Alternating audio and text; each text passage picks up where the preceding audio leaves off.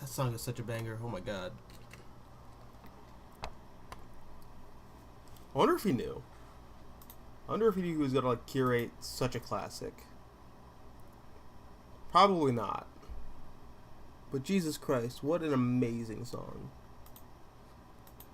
That I think my girlfriend's infant niece likes a little too much. It's kind of, I'm gonna have to watch her. It's kind of scary. Let's see. Oh crap! I didn't let anyone know I was streaming today. Well, it's Wednesday. Is it Wednesday? I think it's Wednesday. People should know. People should know.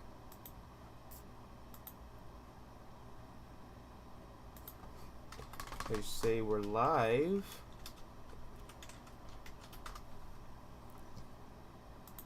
And then I think people might show up. Alright. That is how that might go. Boom. There we go. Hey, what's up, Tristan? How you doing? How goes life?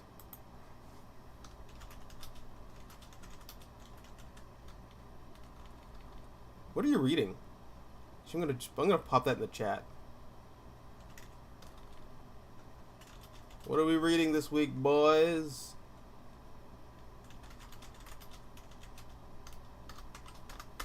What's on your pull list? What did you read? Hey, what's cooking, Arcus? How you doing? How you doing? Yo, I'm doing so good. I got me some cookies and I got me some milk. Oh man, and I feel entitled to this. You know, I just got back from work, and I didn't pig out at Thanksgiving this year, although I thought I was going to. So yeah, I gotta put on that extra layer of fat before I do what everyone else in America does, where they like sign up for a gym membership at the same time during New Year's. That's what I'm gonna do. I cracked the code there. Tristan says I'm doing good. Just reading Spider-Man by Dan Slott and Mark Bagley. I was very confused. I was like, Mark Bagley? What the fuck are you talking about? Oh, that's the new one. That's like the end of Spider-Verse. Gonna read Batman Off-World #1 tomorrow. Looking forward to Jason Aaron DC book. That is Jason Aaron. That's weird. I completely passed that book up. I think I saw it on the shelf and I was like, another Batman book. Although it might be good, you know. I don't know. I'm interested to know what Jason Aaron's take on Bruce Wayne is like. I feel like he very easily could be one of those creators that dips into the whole like brain dead, Twitterized. Batman's a rich man who beats up poor people and he's bad because he's rich and white. But I don't know. Benefit of the doubt. I want to see what he does with it.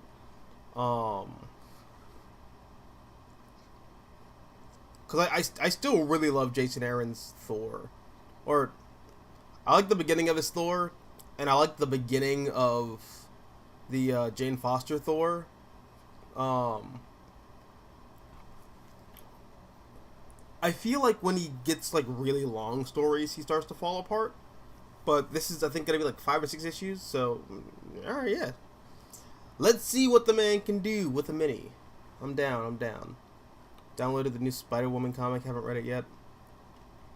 I know Marvel put that out just because they're trying to grift off of the Sony Spider-Woman thing. But that's fine, because that just gives Jessica Drew more stuff to do. I wonder if they do anything with that baby. Because the Spider-Woman baby, that was like, okay, we're doing a whole thing where she wants to be a mother, but she doesn't want to, like, you know, father a child with, like, any of the shithead man whores on the Avengers that she knows and regularly frequents with So, anonymous donor has a baby, and I feel like that status quo just kind of went nowhere.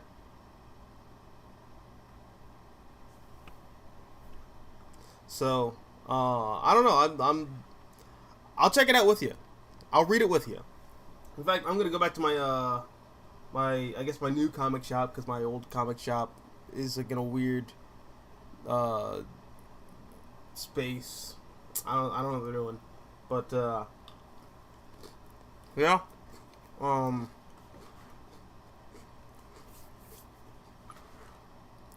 check out some more Spider-Woman. Jessica Drew is one of those characters where I've read the Spider-Woman origin book by Bendis like a million times. I think she's a character with a lot of promise, and she is a lot. You can just do so much with her, and I'm just never like, I don't know. I don't find a lot of the avenues that Marvel takes her in all that interesting.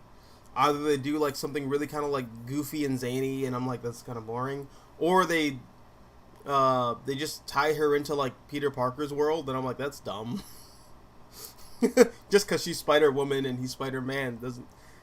These two characters are like nothing alike, but whatever. Yeah, what's up, Joshua? How you living? How you doing? What's good, Supreme? Yo, welcome to the chat. Welcome to the chat. I heard good things about Off-World. He's going to be the new writer for Action Comics. Yes, I did see that. He's going to start with a Bizarro story, I think. I mean, I'm still kind of... I'm a little salty that they're pulling Philip Kennedy Johnson off of Action Comics, because I feel like this has been the best that book has been since Grant Morrison on Action Comics back in, like, 2013? So, I don't know. Taking him off the book, I think, is a mistake, but Jason Aaron can do, like, really high-octane action. He can do, he's a really mythic storyteller. I'm pulling that from the store. So I think Superman should be easy. I know a lot of writers like to, well, not now, but like there was a time in like the 90s and 2000s where a lot of writers were like, Superman's hard to write for because he's so good and blah blah blah. But really, Superman's like, I think, the easiest character to write for. I think he should be the easiest character to write for. He's a dude with a bunch of crazy powers. He likes helping people, and you can fit him in literally any genre and it works. Just go for it. I don't know. I think Superman is like one of the easier characters to write for, you know? I don't know. I don't know why a lot of people struggle with him, but I'm excited to see what Jason Aaron does with it. Tentatively excited. Jason Aaron's a bit of one of those like hit or miss writers for me. Everyone says Scalped is great, but that book is like out of print. Well, no, actually, let me fact check myself. Let me actually Scalped. Okay. Well, word to the wise, don't just Google the word scalped.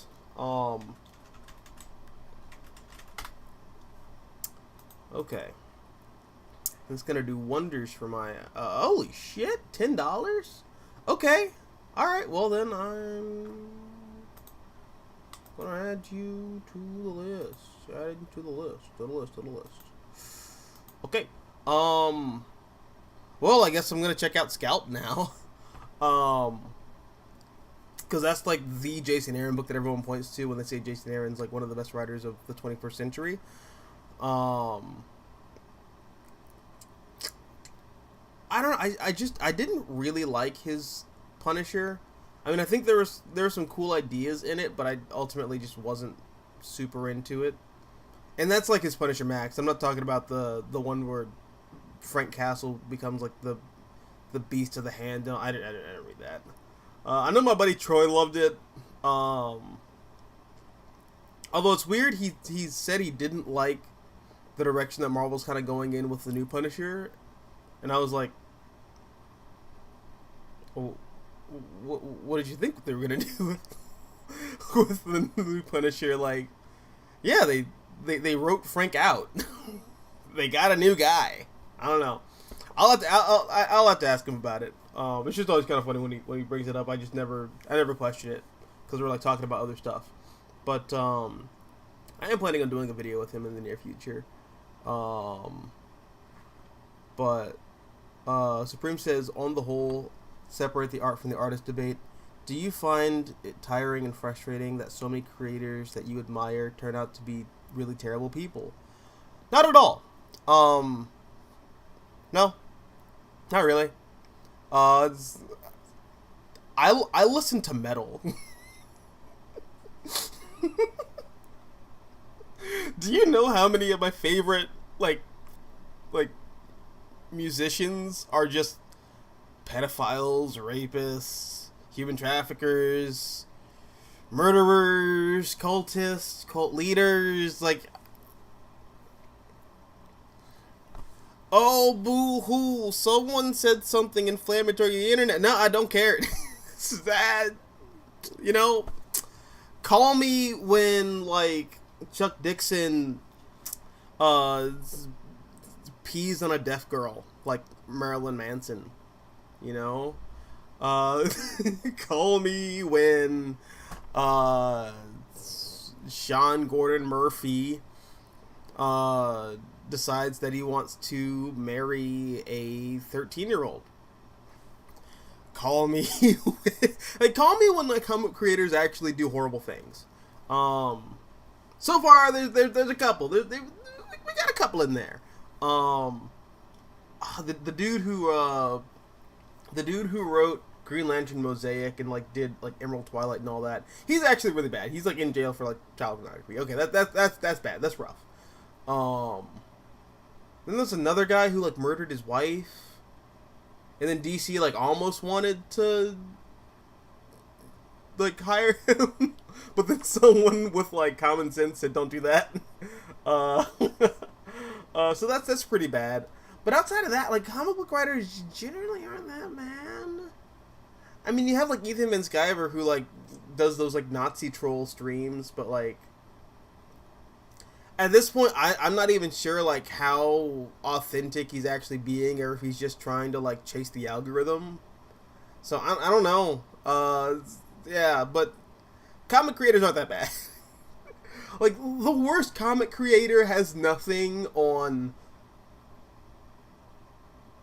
the least offensive musician in my top 10 list. I'll put it that way. So I don't know. I don't care about when comic creators turn out to be terrible people. They're still pretty normy as far as I'm concerned. Doing great. Let's just talk about comics. Hey, let's talk about comics. What did you read this week? You know, let me know what you read. In fact, fuck it. Instead of me just asking, I'm gonna whip it out. I'm gonna whip it out. Oh, actually, those clothes are dirty. It's fine. This is what I picked up today. Picked up The Flash number 3, and I picked up Green Arrow number 6, 7, 6. Yeah, 6 is a 6-issue miniseries. I like these both a great deal. The Flash more so than Green Arrow, in my opinion, only because this ends on a cliffhanger and it's like leads into the next big status quo that Joshua Williamson is doing with the DC universe at large right now. I'll be honest, some of those stories don't. I don't know. I'm kind of meh when writers do that. It's kind of like watching the MCU, where it's like you have to watch this in order to watch that. And it's like I don't want to watch that. I just want to watch this. Can I just watch this, please? But I mean, this is a pretty feel-good book. It was like, you know, cool seeing Oliver Queen again. I like seeing my boy Green Arrow have a book. He's one of those characters that I always pragmatically say doesn't need a book, but it is nice when he gets a book. I like it. It's cool that they brought back Leanne Harper. Timeline wise, she's like 17 or something now, and I'm just kind of like, oh, so Roy is like up there, like Roy and Cheshire are up there. If they have a teenage daughter, and that means Ollie is up there. And I know there's always been like a little bit of a gap between Ollie and Dinah, but I mean the way they're drawing Dinah, look, I'm just saying. Not all white women are Anne Hathaway. Just throwing it out there. But she does look really good for her age. If she's as old as I believe she is in this timeline now. Yeah, I mean this book's really fun. It's cool. I mean, this is also a beautiful tribute. Rest in peace, Keith Giffen. But yeah, dude, it was great having not really a final confrontation between Merlin and Ollie, but you know, Merlin, Ollie, and Connor confronting Connor and Ollie confronting Merlin for like a final showdown. That was pretty cool. Then Leanne Harper shows up and she saves it. I don't know. This is just it's cool. It's cool. It's a nice feel good book. I like it. I enjoy it. I don't give a fuck. I mean, the ending is kind of dumb where you have Amanda Waller is behind everything. Totally not because she's a major character in James Gunn's DC universe, but she's behind everything. But I don't know. Still really enjoyable. This, on the other hand, I am loving this. This is everything I want from comics. It's mostly because I'm a psychopath who likes superheroes in horror stories. I don't know. That's just my flavor. I like it. This book. Okay, so The Flash by Cy Spurrier and Mike Deodato Jr. This feels like, what if Steve Ditko got to write and draw The Flash? It's taking a lot of those Mark Waid and Greg LaRocque era metaphysical concepts, but like really kind of like taking them to like their furthest like cosmic horror like extremes, which by the way I really like Gorilla Grodd in this. I know some people hate the little like the Geordie LaFour that Grodd is rocking, but I don't mind it. I think it looks pretty cool. He's got like looks like a space monkey, and I think space monkey looks pretty cool. It's a dope aesthetic. I like how many panels are in this book. I know that's like a weird thing to compliment, but I really do like how, you know, like panels in comics are always supposed to like indicate the passage of time, and you have like anywhere between like 10 to 20 panels on a page in this book, and there's always some character bleeding through them, like typically like a speedster. It's like bleeding through them. I think that's a really cool effect. It's like these characters are breaking through time itself. I really like this book a lot. The art has been absolutely phenomenal in this. And I also like that Cy Spurrier kind of gives Wally sort of that like everyman asshole-ish kind of edge to him again. Like, not that he's like an asshole, like Wally's still a decent guy, but it's the classic Peter Parker thing that I always talk about. Wally West is DC's Peter Parker. He's the everyman, and I mean that in the most positive of ways as well as the most toxic of ways sometimes. You know, that's what I think brings a balanced character. So Wally is like, you know, sometimes running away from his problems, as he often does. That's that's like a major trait that he has. Even going back to like the Teen Titans stuff by George Perez and Marv Wolfman. Um, Wally is a guy who has a bit of a chip on his shoulder. Um, he sometimes doesn't see the obvious because he's like not looking for it. I don't know. These are traits that I really like in that character. And I think he's like a really interesting character because he has those traits. I don't know. I like it.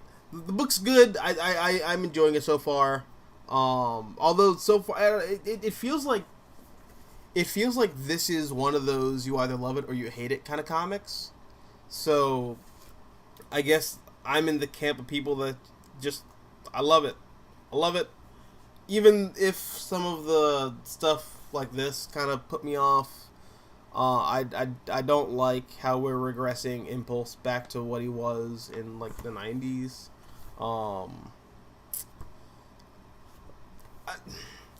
I mean, don't get me on a whole tangent about the Flash. Oh man, I don't know. It's nice that Impulse is there. It just kind of feels weird that he's like stuck at the same status quo that he was at like 30 years ago. Especially when he's progressed since then. Like, even if you don't like it, he was still the Flash at one point in time. Like, this was a character who has aged, he has progressed, and I think brushing him back to the Impulse status quo is that's a pretty bad retrograde in my opinion. But I mean that's kind of across the board with DC post Rebirth. I think a lot of characters are just kind of being thrown into like their iconic status quos from the 90s and the early 2000s, because DC is still trying to post New 52 bring back some of those readers, but I don't think you have to do that. I think you should just kind of take the mistakes that you made in stride and just move on. That's just where I'm at. I mean, really, I think Wally shouldn't even be the Flash anymore. I mean, I say that as someone who genuinely likes this book, and I genuinely loved the oh man, Jeremy Adams Flash run. I like that Wally came back to the uniform. I like that, we're back at that status quo, because I feel like we didn't really get to really live with it after Wally came back. Was that like it was sometime between like 52 and Final Crisis, but I don't know. I feel like Wally's story is kind of over. Yeah, just in my heart of hearts, I think Jesse Quick should have been the Flash. I'm on my bullshit. I still am. I still feel like Jesse Quick should have been the fourth Flash. I think it should have gone to her and not Bart. But it is what it is. Maybe they'll do that down the line. Maybe they won't. Who knows? But in any case, I'm liking this book a lot. It's really fun.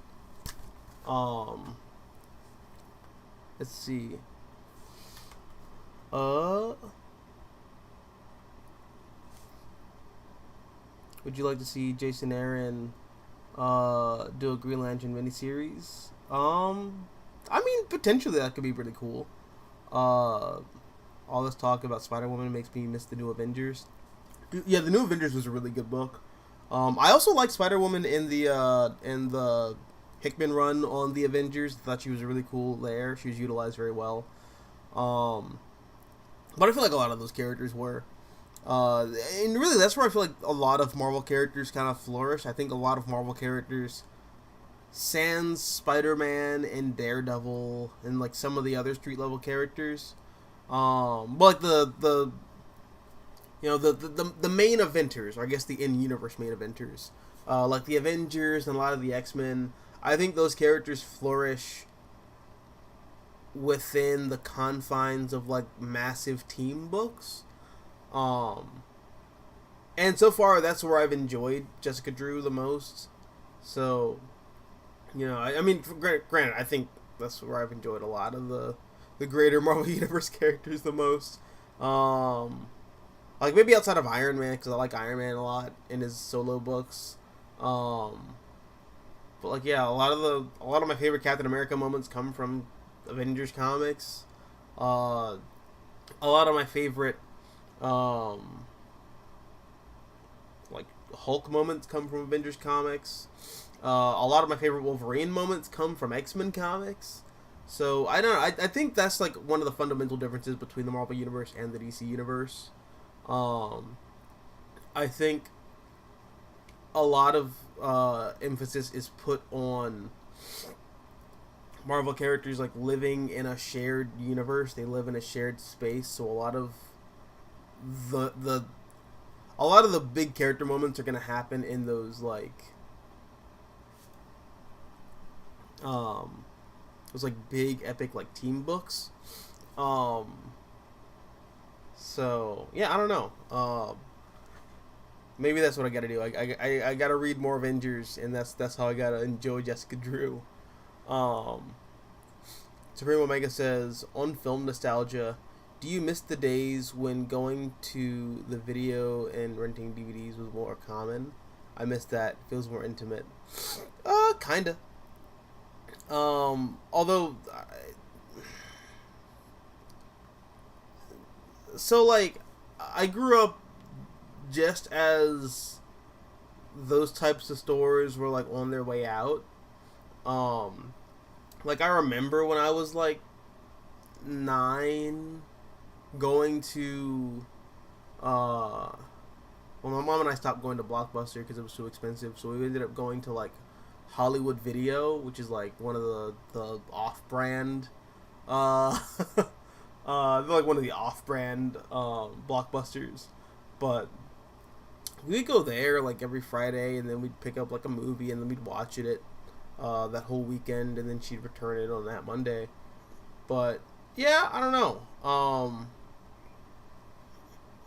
I mean, it was kind of fun, but I'm a streaming baby. Well, not baby. I'm a streaming kid. As soon as YouTube got big, I feel like everything else kind of like spiraled from there. So I don't think I have that much nostalgia for like video renting places. But like I miss it in the same way that like most people miss things from their early childhood, I suppose. Supreme also says, on superhero films, do you feel we should go back to the 2000s era to standalone auteur-driven films like the first two X-Men? Yes. I absolutely do. 100%. I will die on that hill. I think the thing that works about early 2000s and late 90s superhero films is that they are, for all intents and purposes, like the prestige standalone graphic novel. You are getting a character through the lens of someone with a take. And like, I mean, you might not like that take. It might fit into like a genre, a little, like a niche genre, a little too much for your liking. But I mean, that's what books like Dark Knight Returns and Frank Miller's Batman Year One are. You know, whether you like it or not, that's what John Byrne's Man of Steel is. That's what the Authority is. That's what Planetary is. I'm looking at my bookshelf now. So like what the Ultimates are, like all these books that are praised and lauded as classics. The bulk of them being like standalone stories. They they feel the most like early 2000s superhero movies because they're so specific. And I think we need to bring some of that back. We need to bring some of that flair back. Because I think the big thing that is holding a lot of superhero movies back now is that they feel too homogenous. Like, all of them sort of kind of feel the same. Like, they're all chasing the lighthearted, like, family-friendly action comedy route. Which is, if that's the movie you want to make, that's the movie you want to make. And, I'm not gonna bust your balls about it, but I watched The Marvels with a buddy of mine a couple weeks ago, and we were like, it was fine. I mean, there were some things here and there that were pretty cool, but for the most part, it just kind of felt like an MCU movie. There wasn't a lot that was like super special or super specific there. It was just an MCU movie. That was it. So I do think we're seeing a lot of people react more harshly to comic book movies now because they are just so homogenous now. There is like this house style going into a comic book movie that I think frustrates the general audience. And you're starting to see people be a little harsher to movies that I don't think they would have been nearly as harsh on like 4 or 5 years ago. Like The Marvels, for example, that's a film that I think is fine. It is literally everything the MCU built its entire multi-billion-dollar cinematic kingdom off of. It's a digestible, light, fun, funny, comic book action comedy adventure. That's what every Marvel movie has been since the first Avengers. And it's funny, I'm seeing a lot of people ask the question, like, what changed about the MCU? Like, why is it different now? What changed? And the reality is, I don't think anything changed. These movies are still being made the exact same way now in Phase 4 or Phase 5, whatever the fuck phase we're in. They're being made the same exact way now as they were being made like 6 and 7 years ago. The difference was we had a global pandemic and everyone had like a 1.5 year break of Marvel movies, and when the audience came back,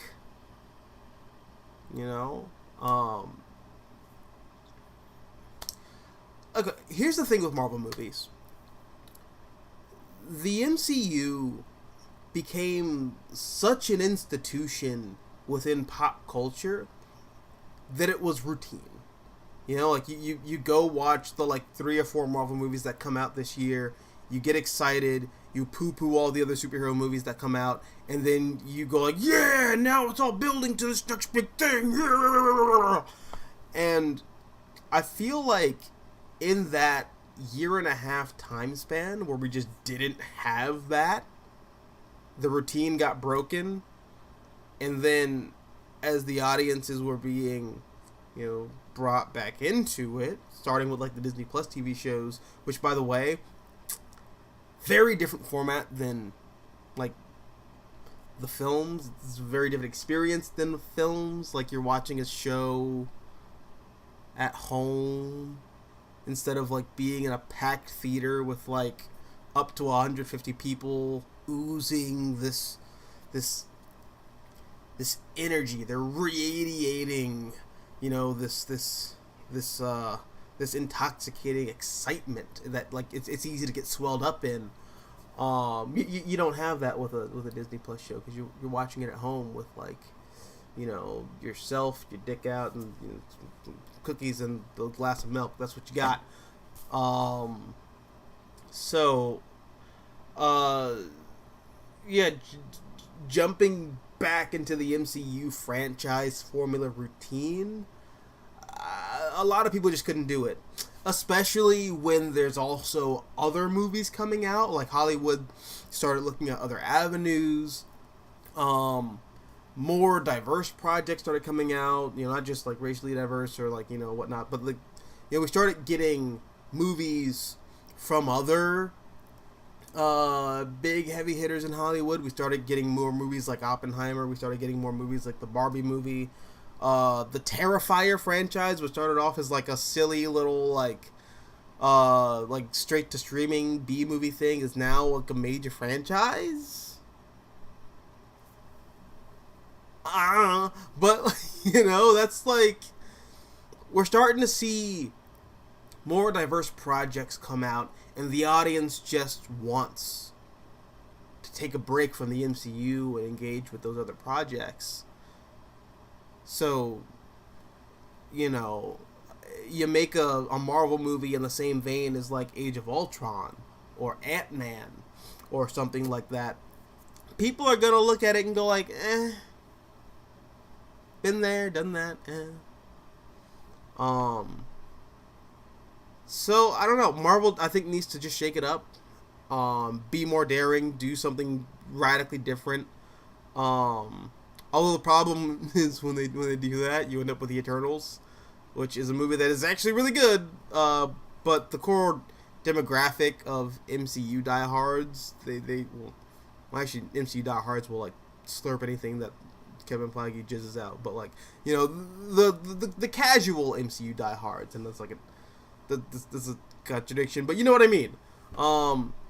They're sort of like falling out of favor with it, and I think for them the franchise sort of ended with Endgame. So I don't know. That's just kind of where the MCU is. I think that's where like most of the audience is. I think people are just more interested in seeing other things. That's it. It's not that the MCU changed, it's that the world changed. And Marvel's just gonna have to deal with that. Yeah, to your question, I do think going back to like auteur-driven superhero cinema would be the best thing for superhero films. I really do. Arcus says, it's hard to write Superman because of his cultural status as an American symbol. The character is in a really tight box, which one you can't deviate without public backlash. That's true, and I definitely see that. Oh, shit. Crap. Well, damn it. I scrolled too fast. What's up, John Ty? How you doing, buddy? There we go. But yeah, I mean, I don't know. See, I hear what you're saying with that, but I also, I don't know. Every once in a while, you do get comic book runs or stories where just Superman kind of, I don't know. I feel like he's a character you can just play around with. I mean, the core of the character is literally just strong guy, alien like helping people. Boom. You can take that in any myriad of directions. I think the core problem that I think a lot of writers fall into is they're looking at like the Richard Donner Superman films and they're like, how do I do this? I think that's the big problem. I think so many writers are like so hyper fixated on like trying to make Superman Christopher Reeve that they wind up forgetting that they're writing Superman and not Christopher Reeve. I think they paint themselves into a box before the character puts them into a box. But I don't know. That's just I don't know. Joshua says, I'm reading the new Batman and Robin series. So number 3 so far. It's unique. That's the Brave and the Bold book, right? Okay. Yeah, that's one that I'm gonna wait for in trade. Um, I like the first issue though. I thought the art was really cool. Um, Tristan says, speaking of Green Arrow, would you like to see Zdarsky write Green Arrow? Oh my god, yes. Yeah, are you kidding me? Absolutely. Yeah, I think Chip Zdarsky would have like a really fascinating take on Wally. Although I don't know, like, I feel like he'd just be tired of writing a character like Ollie after doing Daredevil, which is essentially like not really the same, but like in that ballpark. It's playing with the Batman archetype, but not actually Batman, and the title character is actually kind of a wreck of a human being. Like he did that perfectly with Daredevil, and I think he just would not. I feel like he'd just be bored of that by the time he got to write Green Arrow, because he's already kind of doing something similar with Batman. Now, I mean, I do think that Green Arrow is a very unique character in that it's basically, what if Batman was also shameless? Like the TV show Shameless? Like, what if okay, imagine the Bat family. Now imagine Shameless. Now imagine you take these two things and you put them together. Now you have Green Arrow. That is what I think Green Arrow just kind of is. And I'm like so fascinated to see a writer kind of like, I love seeing writers do that with Green Arrow and the Arrow family. So I think Zdarsky would be the perfect guy to do that. It's just I'm not sure if he would be up to it, but I'd be down for it. It'd be hilarious. I'm fascinated to know like what kind of what villain he'd go for. I feel like Zdarsky would like bring out someone like super kind of old and stupid. Like, I mean, everyone goes to Clock King, but I don't know. I think he would save Merlin for something big. Or he'd probably just kill Merlin like in the beginning of the run and just do something different. But yeah. Chip Zdarsky on Green Arrow. Sign me the fuck up. I'm down. That'd be great. I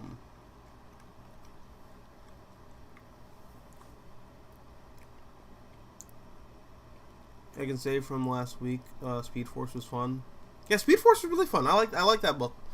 I think it's like well, the internet keeps saying this is the first appearance of Mice and Minnows, but it's really not.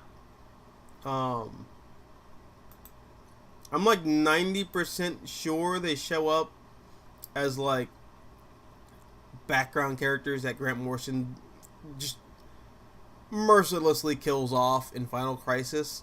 I think that's really their first comic book appearance, but I don't know. I also haven't read Final Crisis in like forever. Scream says on 2010's Marvel, in both film and comics, have you noticed they've been trying to whitewash the Nazi element in Hydra? For me, I find it cowardly and spineless. Thoughts? Like, whitewash Hydra? I mean,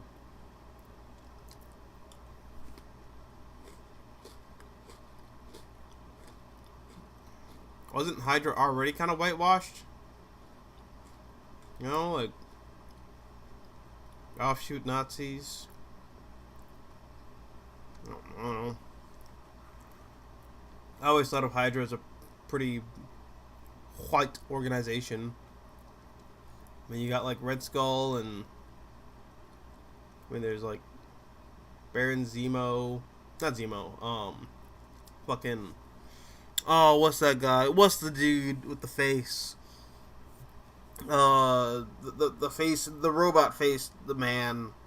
The one who's not MODOK.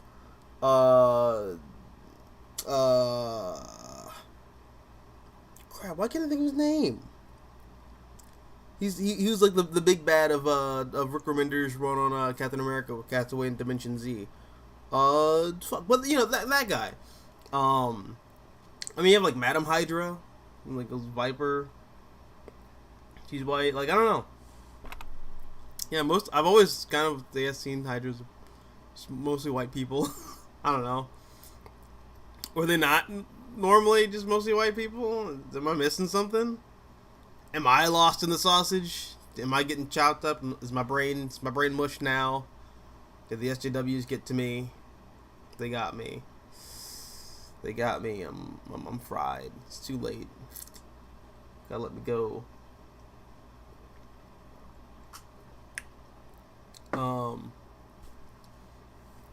In every main character, both positive and negative. Exactly. That's Wally West. That's my guy. I love him. I love my tragic mess of a of a teen superhero turned celebrity superhero turned adult who regrets being a celebrity hero. That's my guy. I love him. Prim says, do superhero films really need big budgets? Is it possible to do them on a moderate budget with more emphasis on practical effects? Absolutely. Yeah. In fact, I don't know why we have more. Why we don't have more of them. Joker, for example. Boom. That movie was made on like what, a $5 million budget? Okay, now granted, not every character is going to like need just that, but I mean, look at Blue Beetle. That movie didn't have like a massive budget. Let me see. Blue Beetle had like a $104 million budget. I think they could utilize it a little better, but like, you know, for the most part, what it is, yeah, it worked. You don't need these like $200 and $300 and $400 and $500, $600 million budgets for a lot of these movies. In fact, for some characters, I think it kind of takes away from what makes them cool. Like, I don't think we need a Spider-Man film with a $200+ billion budget. I don't. I think the best Spider-Man stories are ones that focus on the human drama, and when things become too overwhelming for Peter to deal with, that's when he fucks off and turns into Spider-Man, so he's trying to run away from his problems. You know, I don't know. I mean, even the action in like Spider-Man stuff, I think gets a little too big. I mean, I appreciate some of the like high concept, big set pieces that you see in the Sam Raimi Spider-Man films, but I don't know. I've never read Spider-Man as like a big, high octane like kind of thing.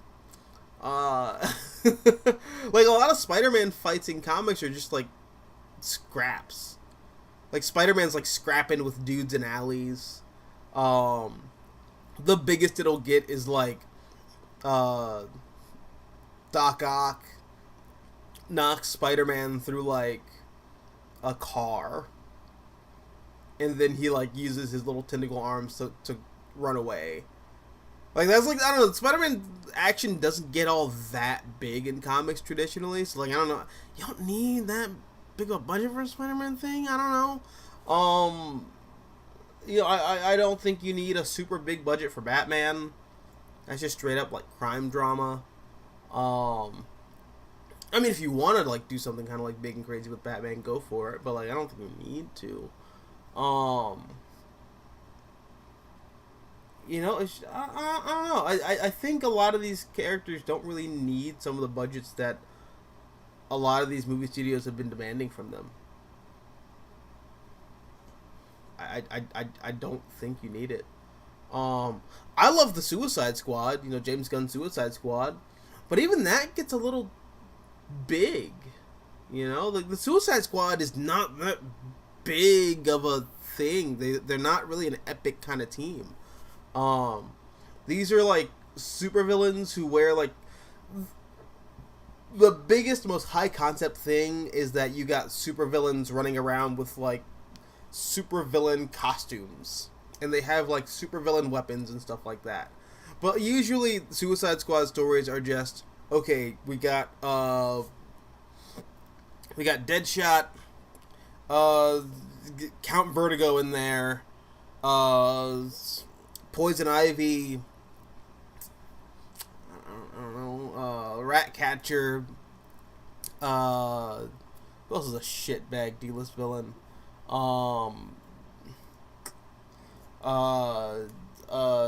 Get Boom Boom, not Boom Boom. What's the girl from the Flash who like teleports, but she makes like a explosion whenever she leaves? I think that's not Boom. Boom Boom's an X-Men character.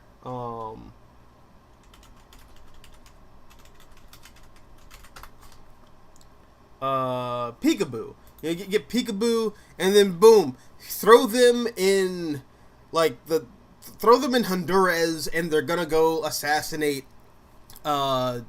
some like neo-Nazi faction. Like that's what Suicide Squad stories are. Like these, you like take a bunch of like random D-listers, and then you throw them in like the desert of Bialya, and it's like go assassinate the son of this like massive oil baron. That's what you do with them. Like you don't do anything super high concept or crazy. You just kind of, I don't know. You don't need a $400 million budget for a Suicide Squad thing. That's it. It's insane to me. But I think that's another big reason why you're seeing a lot of not superhero films. There's like an emphasis on like, you know, the big, when you could really just kind of scale some of this stuff down. Focus more on story and character than like spectacle. John Ty says, I just caught up with Poison Ivy. Not gonna lie, it's actually great. Oh, okay, is it the G. Willow Wilson one? It almost feels like a Swamp Thing book, which is great. The art has some great body horror elements. I read the third issue of Tom King's Wonder Woman, and it continues to be great. And the new issue of Philip Kennedy Johnson's Hulk book. Yeah, no, I'm really liking the Philip Kennedy Johnson Hulk book. I'm gonna. That's a book I'm gonna have to like follow and trade, just because I don't have space for comics, because comics is a drug that takes up all your money and your space. But yeah, dude, I'm really liking Philip Kennedy Johnson's run on the Incredible Hulk right now. It's really solid.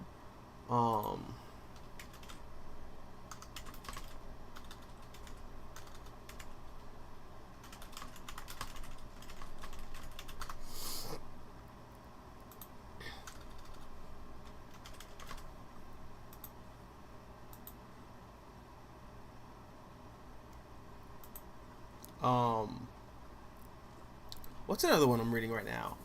I am getting caught up on all the Miller World stuff. Just because like big game put me like in a space where I just wanted to go back and read all of it. Like I actually ended up picking up. Shit, where is it? Oh, here we go. Ended up picking up Kick-Ass.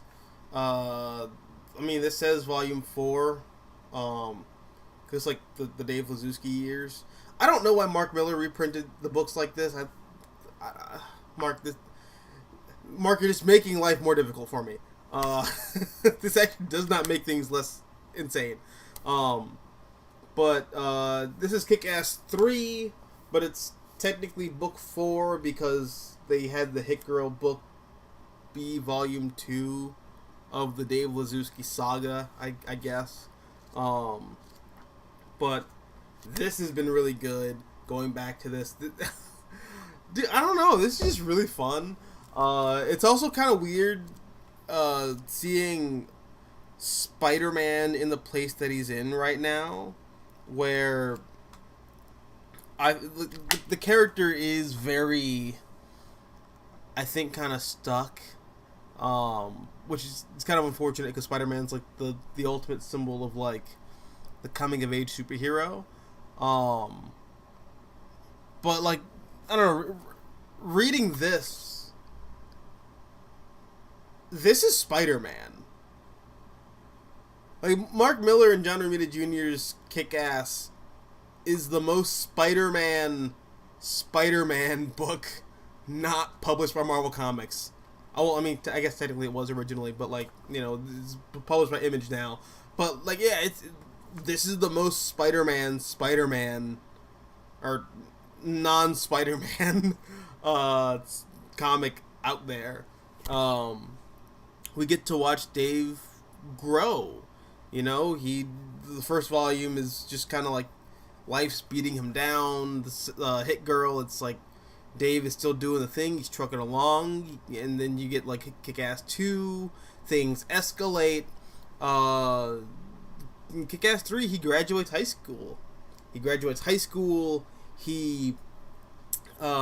goes off to get like a really hot girlfriend, and then he gives up being Kick-Ass temporarily. Because then you get to Big Game where he becomes Kick-Ass again. But yeah, no, like you got to watch Dave grow. That's the big thing with I think Kick-Ass and why I this resonates with me so well. This is the most Spider-Man can never be.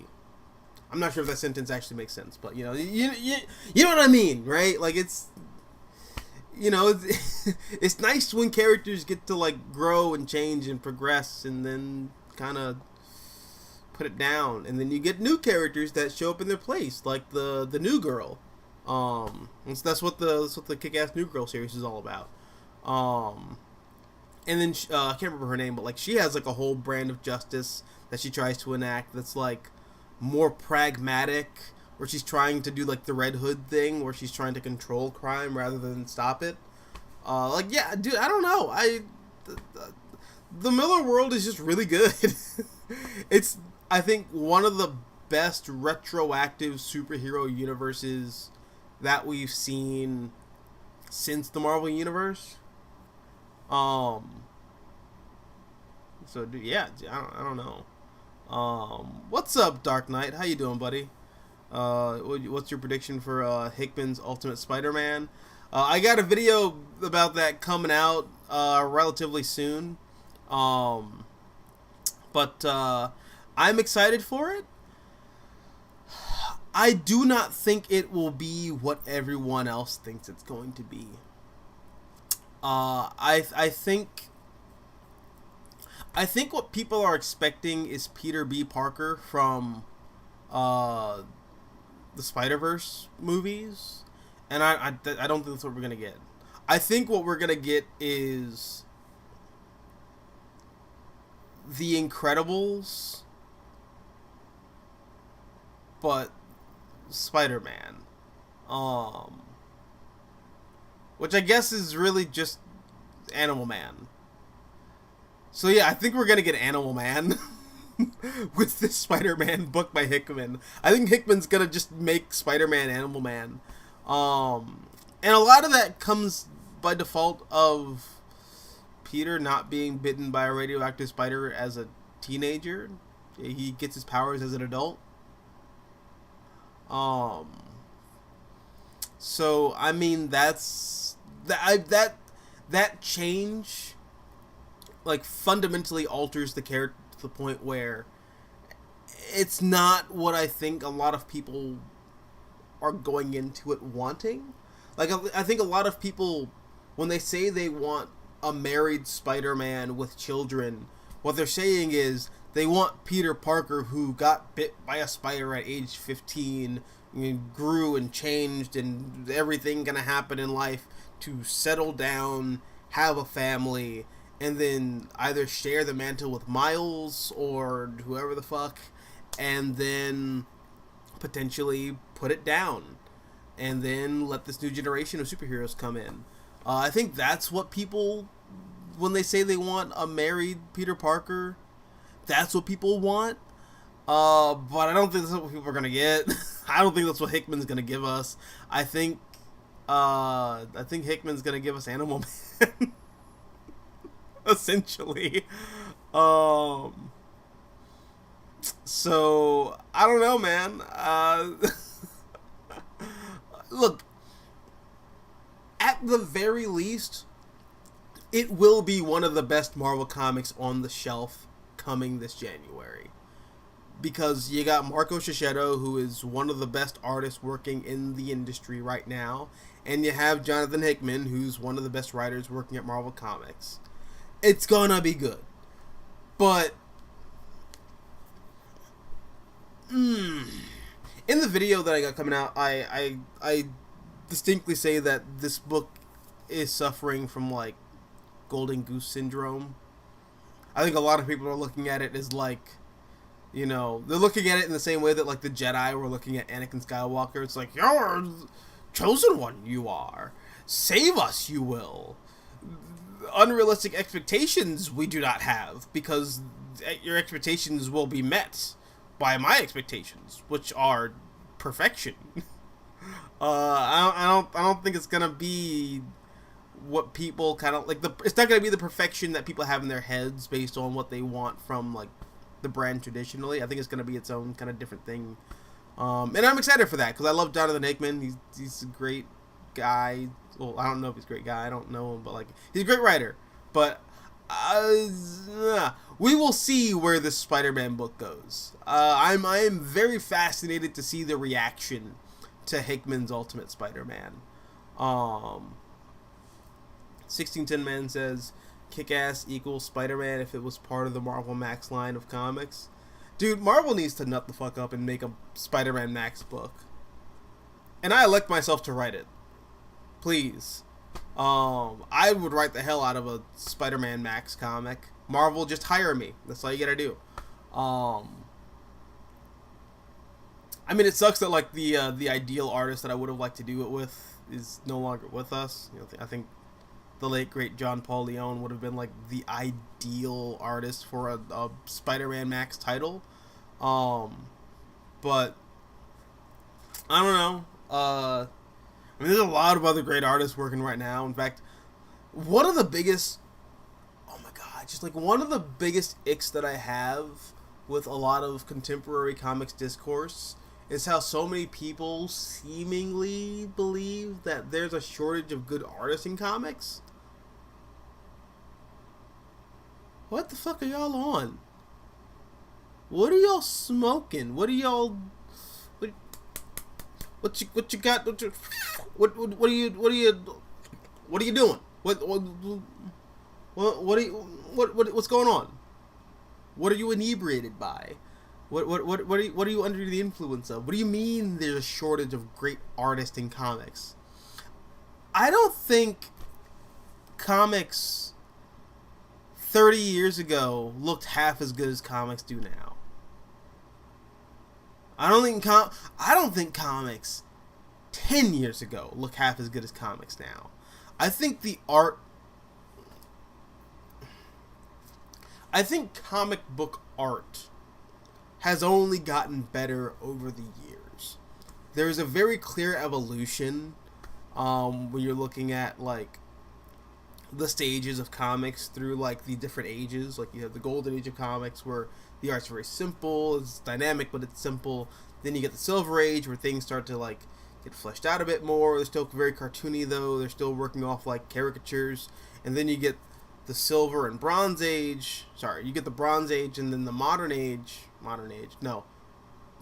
They change these terms all the time. But you get the bronze age and then you get the Gilded Age, I think is what, like, the 80s through the 2000s is called. But I don't know. You get that age, and that's when comic art starts to become more photorealistic. And then you get, like, the contemporary age, which I think is, like, from, like, the mid-2000s onward, where you have this massive, like, anime influence where, like, the action is, like, super dynamic, but also, like, proportions and, like, people's faces are like semi-realistic. I don't know. I think art's just gotten better over the years, and it's also, you know, you can look at technology improving over time, as a key factor in art getting better. I don't know. I think comics art is just really good right now, and I do not know why people say the comic art is bad. And it's always people pointing to like the same like three things, like that Batgirl issue where the bathroom door is being obscured by the bathtub. Okay, that's really dumb. Okay, granted that was, I'm sure the artist was like super rushed that week when that happened, but like, you know, whatever. There's like that one where like Carol Danvers has like a weird dog face. That's okay. That's really dumb. And then there's the other one where there's the Doctor Strange one where Peter's like Spider-Man shows up and Peter's making this like the corgi meme. Like, okay, that's dumb.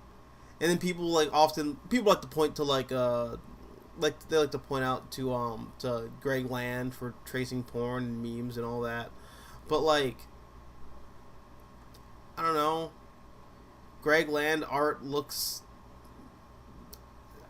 I think Greg Land art looks better than your average 1970s Marvel comic. I think it does. It's highly rendered. Its faces are photorealistic. It's dynamic. Like, I don't know. Y'all tripping. The internet's just bugging, dog. Bro. And some of it, I think, comes from people who just aren't artists. And there's like a culture of that in comics. Like I know you got like Linkara, like always kind of dogging on people's art. Like Rob Liefeld's not an artist because he can't draw feet, which is fucking hilarious when you look at some of Linkara's comics. Like, holy shit, bro, you have no room to bitch about anyone's artwork or their writing for that matter. Just throwing it out there, man. Stones, glass houses, don't be a bitch. That's where I'm at. But, dude, I don't know, man. I think people are just crazy on the internet. That's all it is.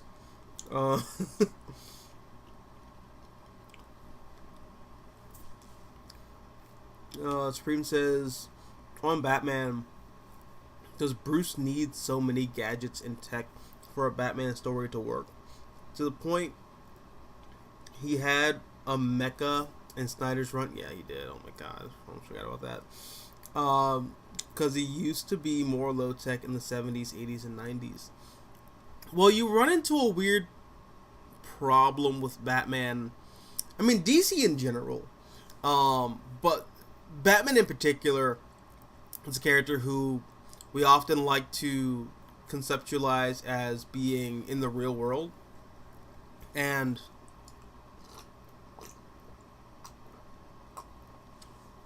because Batman is a figure of the real world, or at least has like one foot in the real world, when you take into account the technology that we have today, I mean, yeah, that kind of puts Batman on like Iron Man level terms. Just kind of does. Technology's just advanced at like a horrifyingly rapid rate over these past 50 years. So the Batman of today does look a little more like the Iron Man of like 5 years ago.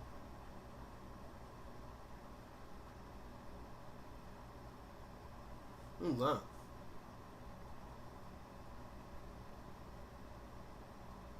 Huh.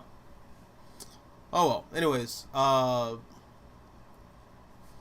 but yeah, I don't know. It's just some of it is also the Arkham games. I think Batman in the Arkham games is a very techie character. A lot of that's just for gameplay purposes. Like you do need explosive gel, which does exist. You do need like the remote control batarangs, which does exist. You do need like the like the detective vision, which also does exist. Like, these are all things that do exist in the real world. or at least versions of them exist in the real world. Um, so like, I don't know, man. It's just kind of weird. A lot of the tech that you see in Batman comics now really just kind of comes from like the Arkham games, because that's like, I think, the up until the Robert Pattinson Batman film, that was the most culturally impactful Batman media that we have in like recent memory. And then the comics and like even the subsequent films and whatnot sort of build off of Arkham Batman. So that's how you end up with like Scott Snyder's Batman from Court of the Owls fighting like undead aristocratic ninjas in a mech suit in the Batcave. That's just kind of how that is. But no, I don't think you need a Batman with like Iron Man level gadgets to tell an engaging story.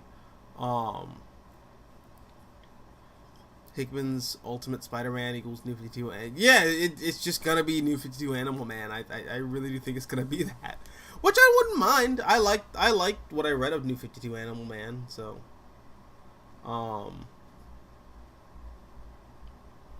writers and artists handling these stories and putting their own unique spins on them has led to various retcons, revisions, reboots, and wildly different interpretations of characters in the same continuity. That is very true, but I guess when I was talking about comic book movies, I was really talking about stuff like Dark Knight Returns, Kingdom Come, stuff like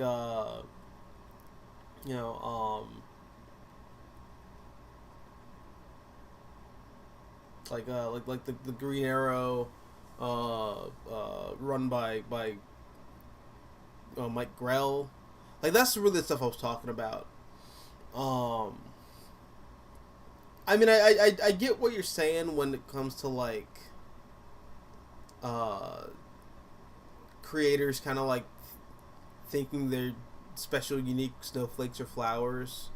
So like their take on the character is more important than honoring the voice and characterization that's been established for like 30, 40, 50 plus years. I get that frustration, but sometimes when you break away from that, you end up with really cool stuff like Aquaman Andromeda, or Superman Earth 1, or even Superman American Alien. You end up with really cool stuff like God damn it, what's this thing called? Oh, it's gonna bug me. Green Lantern Earth 1. I don't know how I mixed up. I don't know how I already brought up Superman Earth 1. I don't know how I missed Green Lantern Earth 1. But yeah, you end up with really cool stuff like that when you just sort of let creators go hog wild and pig crazy. So I don't know. Which writer is to blame for Bat God? Bruce, who can defeat anyone with prep time? Is it Frank Miller? Is it Grant Morrison? Or is it both?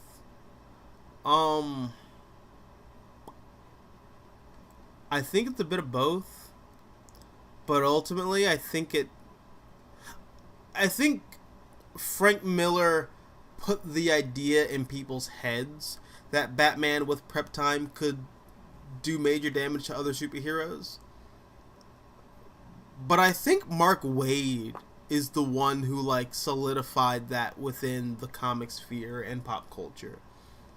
Like, ultimate Bat God who has contingency plans to murder all of his friends, that comes from Tower of Babel, and that take on Batman is every take on Batman nowadays.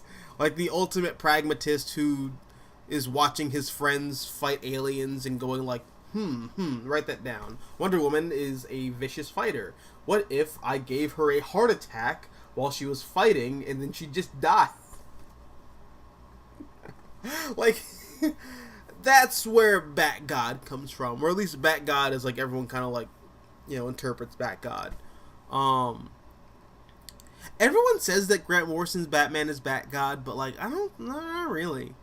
Like you read the beginning of that book, like everything from Batman and Son up through R.I.P. is just Bruce Wayne just barely clinging to life after a fight. Like he shows up in the Batcave and he just collapses on the floor. He's like, Alfred, I did it, old chum. And he just falls over and he's covered in bruises and blood.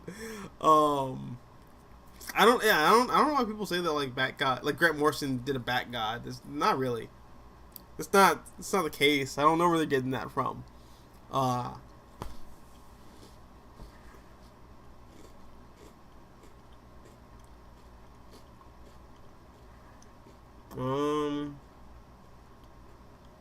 Shit.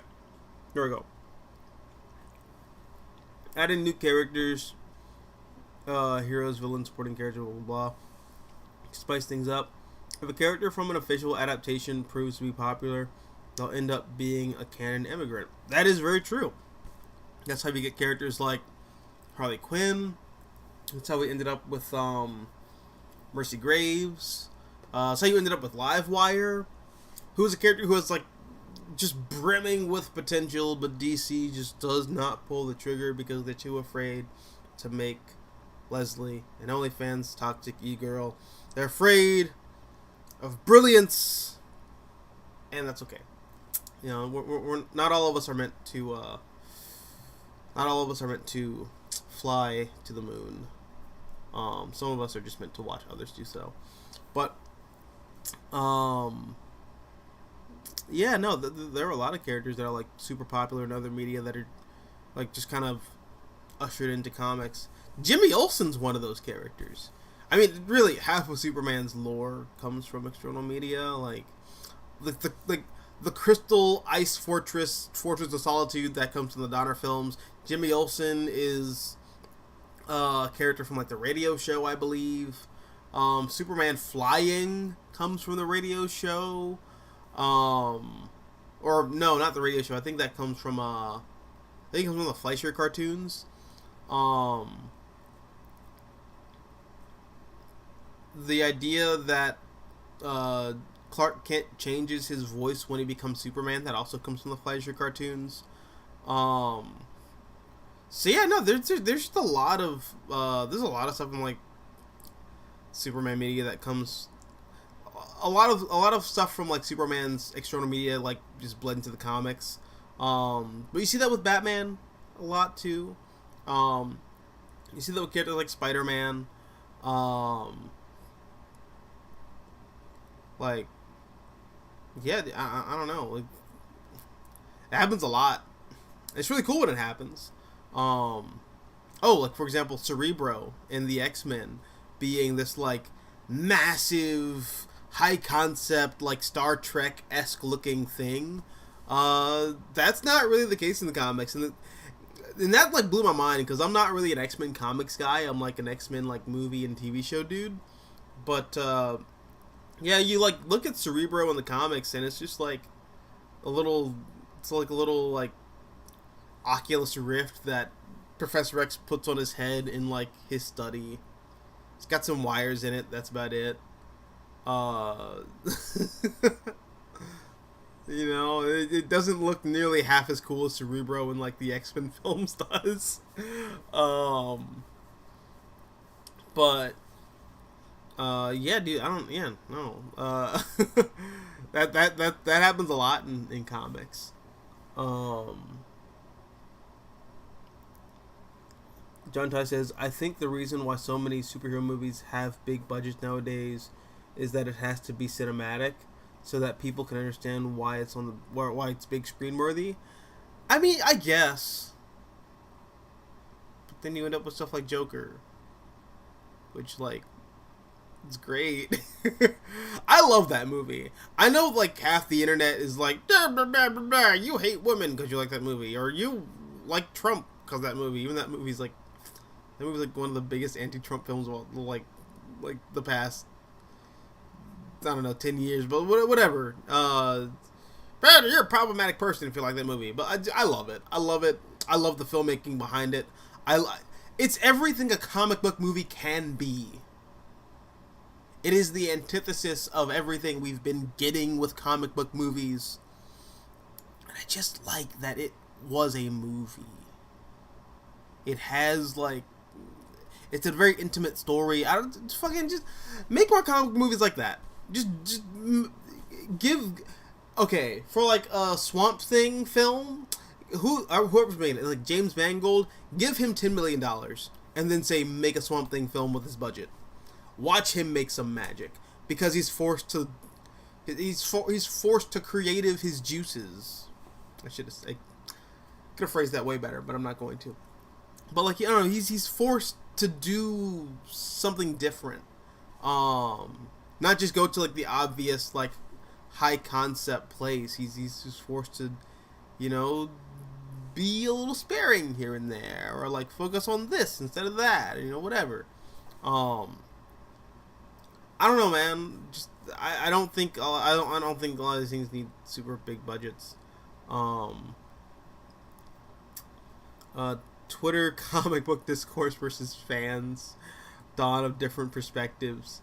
What's funny is that I think like half the people on comic book Twitter don't actually read comics, or at the very least they don't read the comics that they're critiquing. Just throwing that out there. I saw some guy like bitching about like Ultimate Aunt May and how like Ultimate Aunt May sucks because she had a psychotic break and then disowned Peter while in the midst of a manic episode. And I'm like, why is Aunt May like why are you demonizing her for this? Like, did you read Ultimate Spider-Man or did you just jump to Ultimate Clone Saga? Like, I don't know. Okay, sorry. This really fucked with me. Okay, so like, and this wasn't the first person to say this. I've seen people on Twitter they're always claiming Ultimate Aunt May sucks because it's not 616 Aunt May, because that's just the popular thing to do now. Even though 616 Aunt May kind of sucks, but whatever. But so many people shit on Ultimate Aunt May because they're like, well, she's mean, and she's this, and she's that, and she had a whole moment where she told Richard Parker's clone, who's really Peter Parker's clone, to look like Richard Parker, but whatever. She told Richard Parker to take his son and get the hell out of her house, and she never would see them ever again. And I'm like, okay, that is a horrible thing to say, yes, but I think you guys are missing the part where she apologized for that later in the arc. You'd know that if you read it, but you know, whatever. But B, I think a crucial thing that people forget about the Ultimate Universe is that from 2001 up to 2015 or whatever Secret Wars happened, all of that happened over the course of 2 years. Wait, no. There's a time skip in the Miles Morales book. So all of that happened over the course of like 3 or 4 years. And that means everything that happened up to Ultimate Clone Saga, which is like 2000 to 2006 or 2007, all that happened over the course of like maybe 4 months. So, okay, let's see. Just within the Spider-Man bubble, you got Uncle Ben's death. You have Aunt May suffering the trauma of watching her husband get gunned down in their home. You have her nephew sneaking out at night and then coming home with like black eyes, bloody knuckles, bruises, what have you. You have Aunt May feeling like everyone in her life is dying. Like she's going to therapy because she feels like everyone is dying and like maybe she's cursed. Like she has that whole like irrational, she has like a whole conversation with her therapist about that, and she's like, this is all my fault. Like, she blames herself for everyone in her life dying, like Ben, Richard, and Mary. She blames herself for everything going on with Peter. Um, you know, uh, her nephew's school is constantly being attacked by supervillains. Spider-Man is always weirdly, like, either in it, like directly or indirectly tied to tragedy in her family or in her friend circle, like in her social circle. And then, like, everything kind of comes to a head with Ultimate Clone Saga, where, you know, you have government agents swarming her house, and then the Carnage symbiote shows up, and it thinks that it's Gwen Stacy, and then, for all she knows, her, like, her sister's husband, which that connection still doesn't make sense. I don't know why Ultimate Aunt May is, like, that's dumb. That whole thing is dumb, but whatever. But, like, yeah, like, her brother-in-law shows up and is like, "Hi, I faked my death," and also Peter's Spider-Man. Yeah, no, she's entitled to a psychotic break. She is. She just is. And that's not even roping in everything that was going on in the Ultimate Universe at the time, like Nick Fury nearly starting World War III like 4 times, Magneto attacking the White House and launching a full-scale assault on Washington, D.C., the Ultimates just existing. It's just the SEAL Team 6 worth of G.I. Joes in, like, monkey suits, and half the time they're, like, fighting each other. So, like, you know, and then there's, like, the alien invasions happening, like, back to back. All of this happening within the course of, like, 4 to 5 months. Aunt May is entitled to losing her mind a little bit and having a moment where, you know, she's confronted with the reality that this child that she's been raising, which was not her idea, it just kind of got hoisted on her. This boy she's now responsible for is actually Spider-Man. Yeah, I would say get the hell out of my house too. I think any rational person would just kind of boil over with stress and just freak out like that. I don't know. I don't know why people hate Ultimate Aunt May. Like, she's a wonderful character. She is the best version of Aunt May. She is. I'm sorry, God. She is. Y'all tripping out here saying that, like, 616 Aunt May is good. Dude, 616 Aunt May, like, tried to she like beat Spider-Man over the head with, like, a baseball bat, like, one time. Like, oh, man, I don't know. Ultimate Aunt May for the win. And rest in peace, Earth 6160 Aunt May. Rest in pepperoni, because I think she's dead.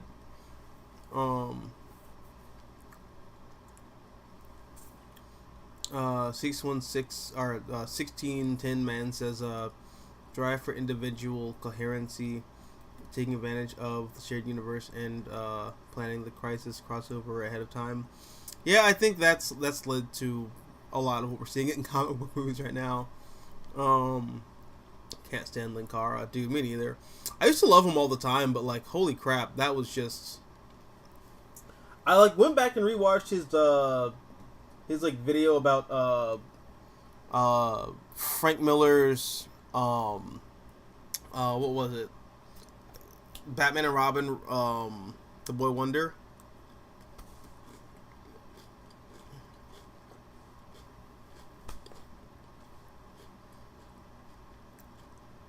Just, like, you missed the point of the book, dog. You missed it. I don't know. Linkara and Movie Bob's career in a nutshell. Campy fans of Golden, Silver, and Bronze Age comics? Yes. Complaining about edgy fans of modern age comics 24/7? Absolutely. Produces the most, like, sauceless, boring ass takes. I'm sorry.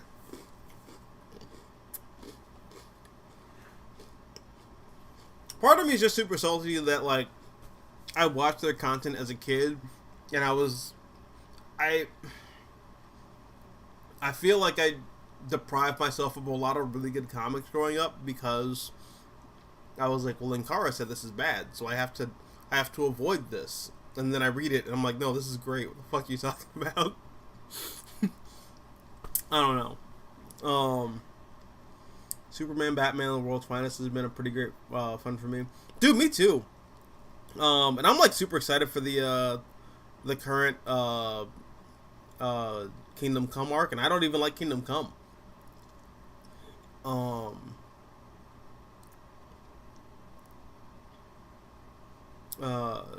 Supreme Omega says, on advances in tech, do you feel it's another reason why Tim Drake's decline as a character? Because everyone in the Bat family is a hacker now. Yes.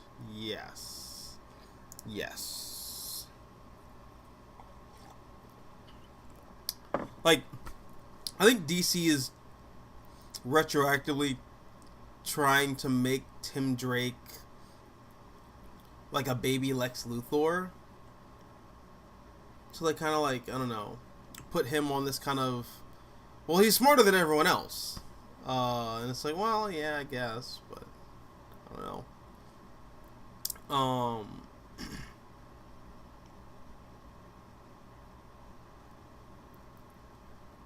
Recent news, Mark Waid just Kingdom Come'd on Twitter today about Silver Age collector's items. The fuck you talking about? What? What? Hold on. Alright, what's Mark Waid talking about on Twitter right now? Oh, okay.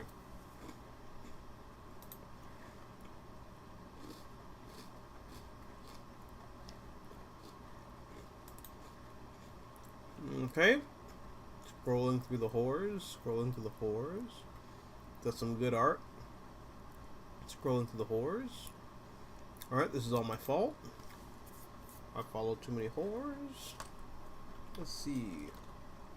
Mark Waid.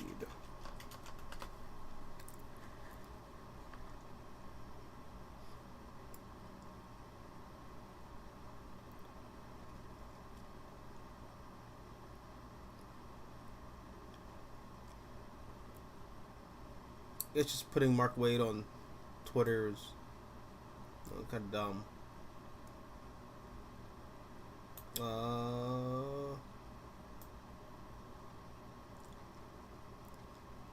I see a lot of people talking about how cool Jimmy Carter is, which, you know, Jimmy Carter's the GOAT.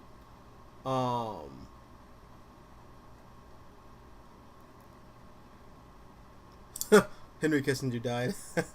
Yeah. Today should be a national holiday. Fuck. Well, I'm not seeing the whole Mark Waid freaking out thing, but yep.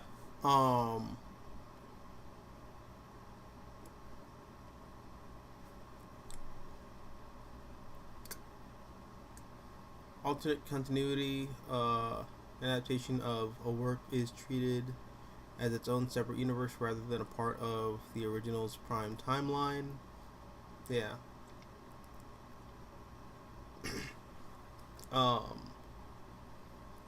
What is the comic book runs or miniseries that the general fans hate but you like? For me, it's Tom King's Batman, even though a lot of fans hate that run.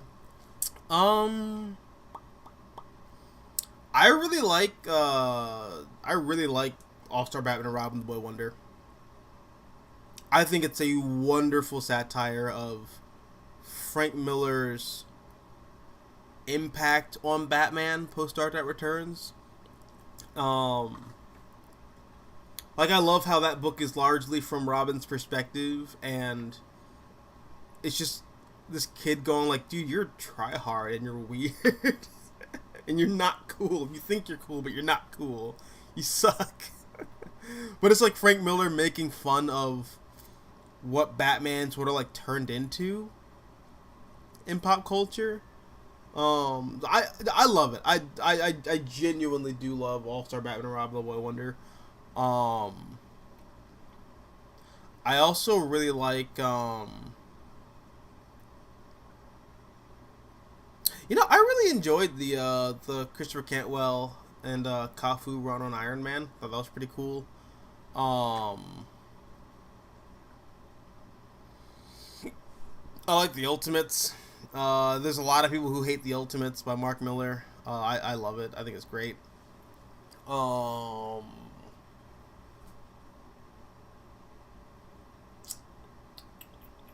I'm like always looking at my bookshelf when. Oh, I love New 52 Wonder Woman. For me, that is like hands down the best Wonder Woman run I've ever read. It is. And I mean, I haven't read a lot. I've tried to read a lot of Wonder Woman books. They just don't. They just don't hold attention to me. I just don't. I don't feel it. I don't know. But yeah, I don't know.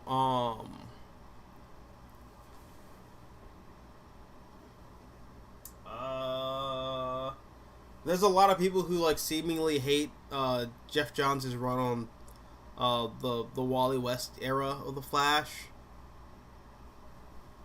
I still really like it as the finale to.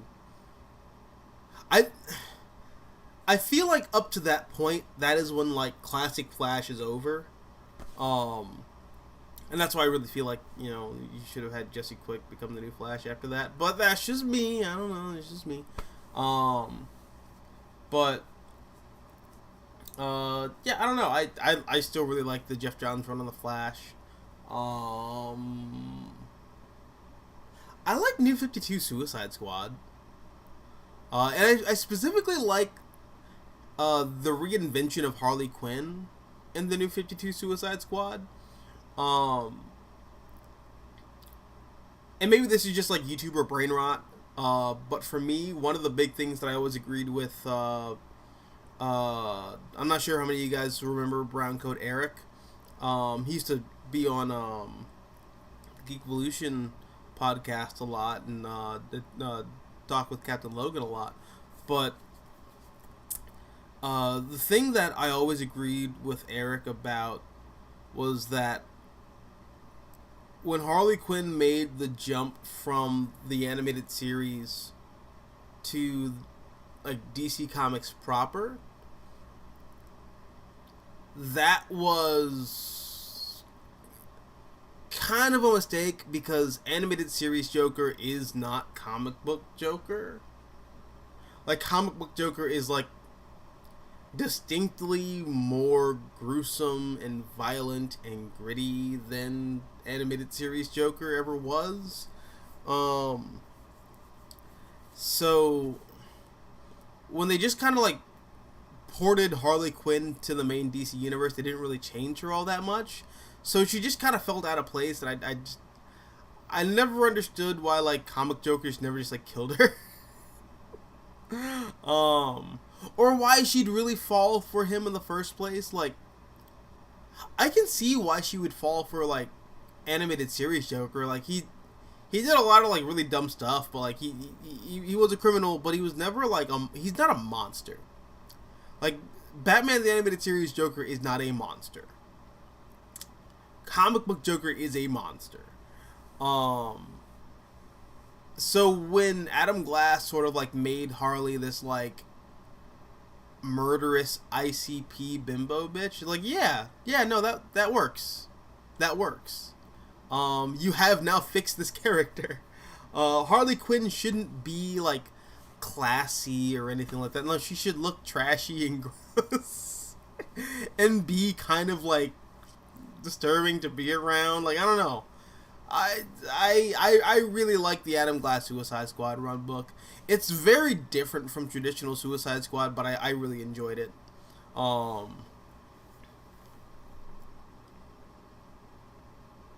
I enjoyed a lot of the New 52 more than a lot of people, even to this day. I think the new 52 has a lot more good than it does bad, and I think a lot of, like, at least on paper, a lot of ideas behind the new 52 are like valid, like they work. Um,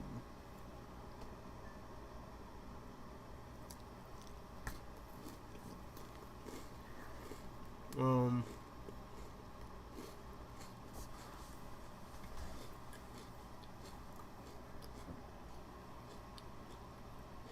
Taking a cookie break.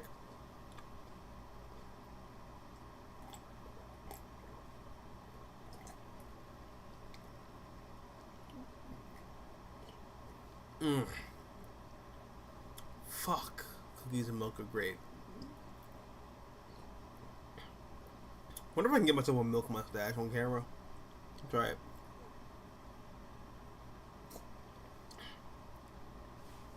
Come out. Come out alright?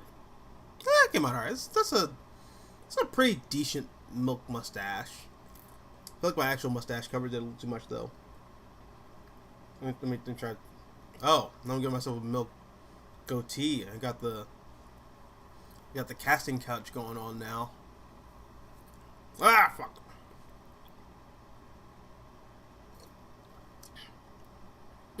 Not as good. Oh well.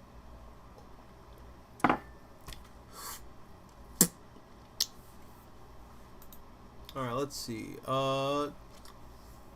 Clark Kenting trope. The superhero's civilian identity is basically the hero wearing a paper-thin disguise. I mean, yeah, but I don't know. I guess maybe we've talked about like secret identities before. Like I feel like in a world where Superman exists, you're not going to, like, the average person on the street is not going to assume that he has a secret identity. Like, especially in like Metropolis, where I feel like as soon as Superman shows up, every white guy is going to try to get a Superman style like hair style and like shave to look like Superman. So you're gonna like be walking around Metropolis and you're gonna see like 500 guys that kind of look like Superman. Like, it's just yeah, no, man, like, you're gonna look at Clark Kent, you're gonna be like, you're just another guy who looks like Superman wearing glasses. That's it. That's, I don't know.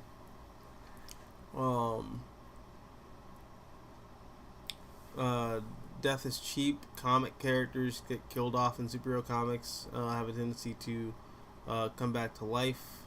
So this trope is called comic book death. Yeah, I mean, it's really cheap, and there are characters who I think should have stayed dead. But I think it's just kind of, it is what it is.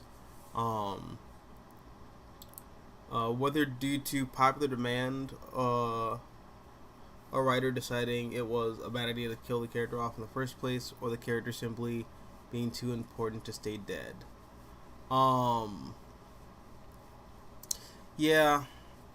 Although you do have cases where like characters died and they like kind of stayed dead and things just kind of worked out because of it.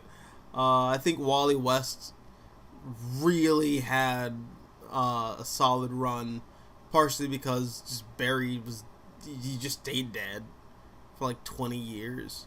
I think Ted Kord dying and staying dead would have been beneficial for Jaime Reyes in the long run. Now it's just in this like weird position where like Ted died but not really. Now he's back, and now you have like two Blue Beetles running around. It's just, I don't know, kind of weird.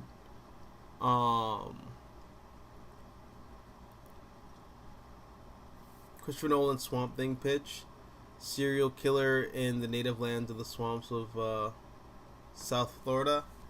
I mean, that just sounds like living in South Florida, to be honest, but, I also feel like South Florida isn't where, like, you get all the, like, weird, crazy bayou crap. That's more like North Florida. South Florida is more like Disney World and, like, Miami and like Miami Vice type stuff. Um, don't sl- don't slander 616 Aunt May. She gets better when she's written by Roger Stern and Jan DeMatteis in the 80s and 90s. Yeah, fuck Aunt May. Fuck Aunt May. I don't like Aunt May. Damn it. There we go.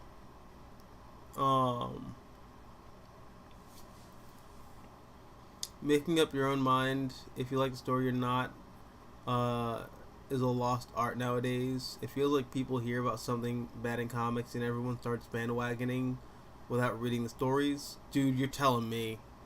You're telling me. I see it all the time. So, oh man. But I feel like that's just like symptomatic of a larger problem, and that critical thinking is a dying art. It really is. I feel the reason that guy on Twitter is criticizing Ultimate Aunt May is because he's comparing her to how 616 May handled the Secret Identity and Amazing Spider-Man 400 in JMS's run. Which is funny because that actually technically wasn't Aunt May in Amazing Spider-Man 400. And I mean the JMS run, that was a really good handling of it, but it's also just a different context. Like in the conversation by JMS and John Romita Jr., that's an Aunt May who is like at least in her 70s or 80s, and Peter's been Spider-Man for like at least like 12 years. Like, yeah, it's gonna be different. It's gonna be different finding out something like after like, you know, a decade versus finding out after like 4 or 5 months. Like that's gonna be a little fresh after a couple months. After like a couple decades, you're gonna feel it, but it's different. Like you're prompted to have a conversation at that point. That's, you know, as opposed to reality like just like chin checking you when you're just trying to live your life. Like, I don't know, dude. This is,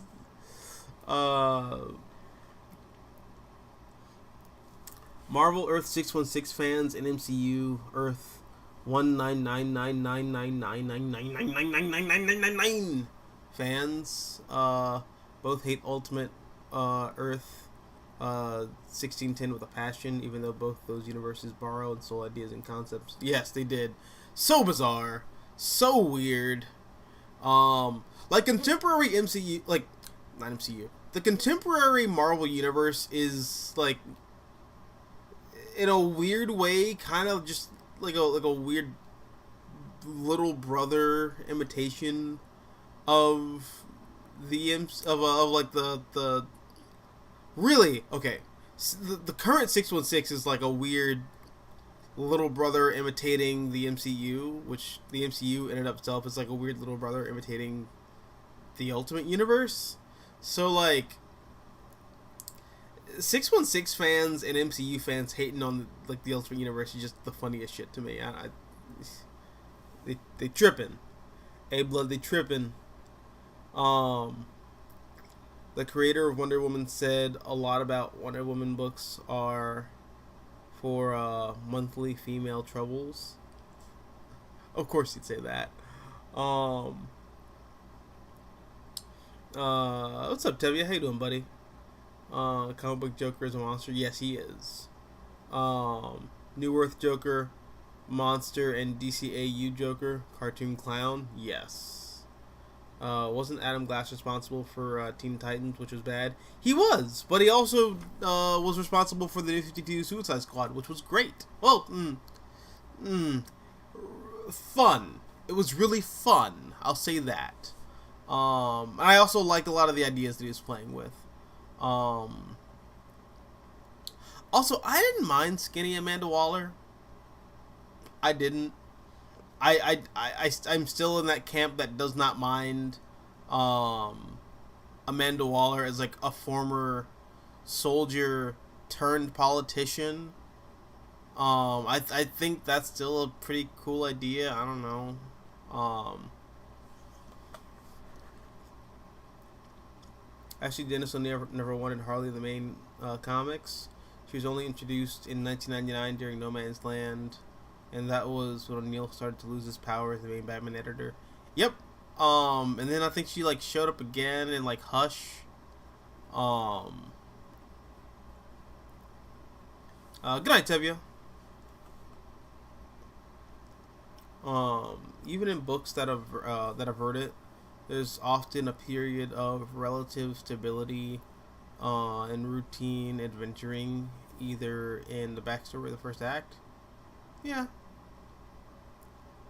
Ultimate Marvel 1610, way better than Marvel Universe 616. You know what?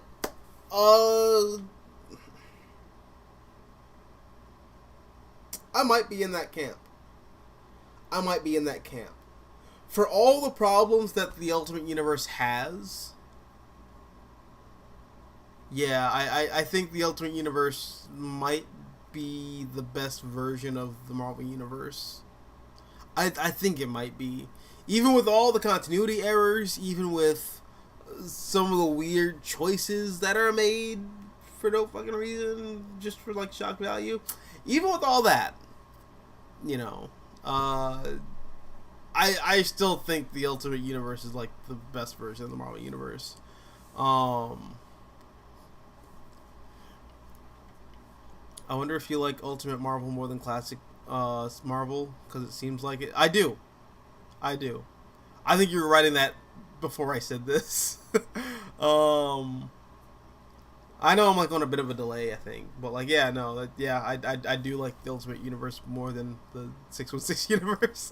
Just because I feel like the 616 Marvel Universe over time becomes like a baby DC, where the thing that really sort of attracts me to the Marvel Universe is that it's a far more bleak world. It's a far more irreverent world.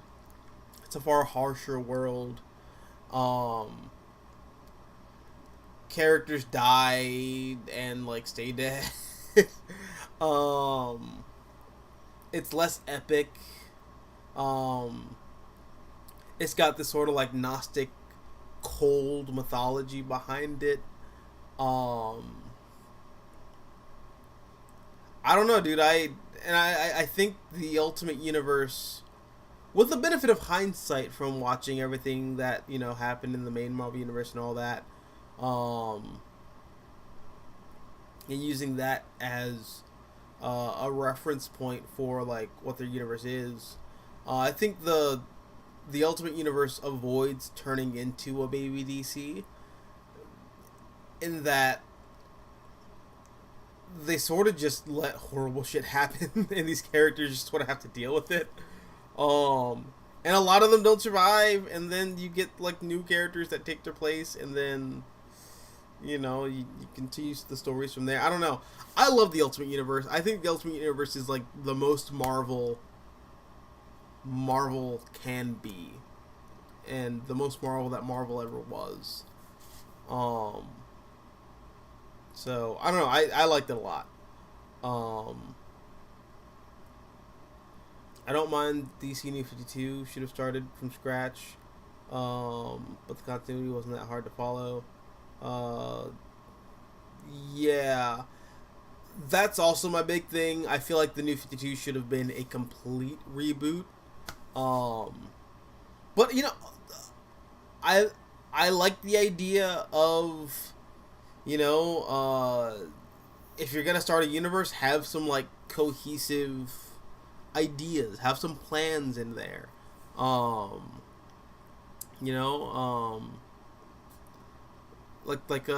think they had a whole thing where like the Authority is like a reaction to the Justice League, and then you have like Zero Year is like a big moment for like a lot of superheroes in the DC universe, like not just Batman. Like a lot of characters get their start in 0 Year. Like I don't know, dude. I think I think the New 52 had a lot of cool ideas. I like how it streamlined a lot of Superman's mythology. Like, Superman's a character that's just... Continuity is like a dirty word that you use in like a joking manner when talking about Superman. So, like, I thought it was cool how they found a way to, like, make that continuity sort of, like, work by just folding different things together. I don't know. I was with it. I liked it a lot. I liked a lot of the ideas behind the New 52. And, I don't know, man. It just kind of... It sucks that the concept was better than the execution. But I do think that leaves room for, like, you know, the execution of a newer 52 down the line. I think it could work. There is no authority in 52. Sorry, Stormwatch. Stormwatch, not the authority. I meant to say Stormwatch. 1610 says, I like that Ultimate Marvel didn't have the fantasy kitchen sink of aliens, gods, magic, rather than just super science and technology. Yes, that is also what I liked.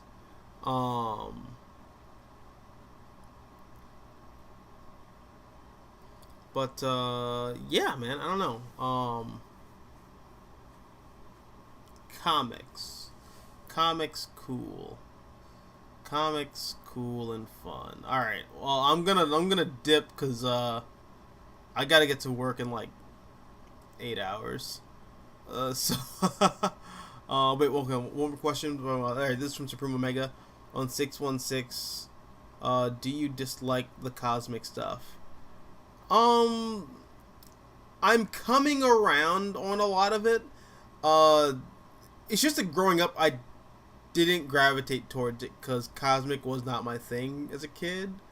Like, I was into Star Wars, but I didn't like when, like, superheroes went to space. That was stupid.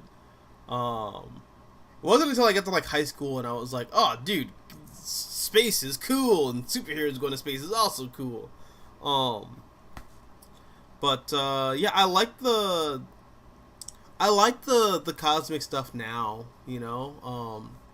I really like the Abnett and Lanning Guardians of the Galaxy. I like Annihilation. I love that Nova book that came out during the Annihilation period. My love for the Marvel cosmic landscape really kind of expanded with reading a lot of Fantastic Four and reading Earth X. Reading like a lot of Jonathan Hickman material really kind of like helped my love for like the cosmic corners of the Marvel universe to like kind of like blossom. So yeah, I don't know. I really like I really like the cosmic Marvel landscape now, but I didn't for a long time. It's not something I grew up loving. Post Doomsday Clock. Say New 52 universe exists in the multiverse. That's dumb. I prefer street level superheroes. Me too. Scott Snyder Batman was good. I mean, I'm glad you like it. You know, I like Zero Year. I'll say that. I really like Zero Year. I don't know. What should I leave this video off with? Oh, yes. Zack Snyder should direct Daredevil. Put Daredevil in the MCU. To have it directed by Zack Snyder, it's $1 billion, $100 billion, $100 billion. I'd watch it. Primarily because I know for a fact you'd have like a random 10-minute sex scene of Daredevil eating Elektra's ass from the back, like on the roof of like a Dunkin' Donuts, while like American Trilogy by Elvis Presley is playing in the background.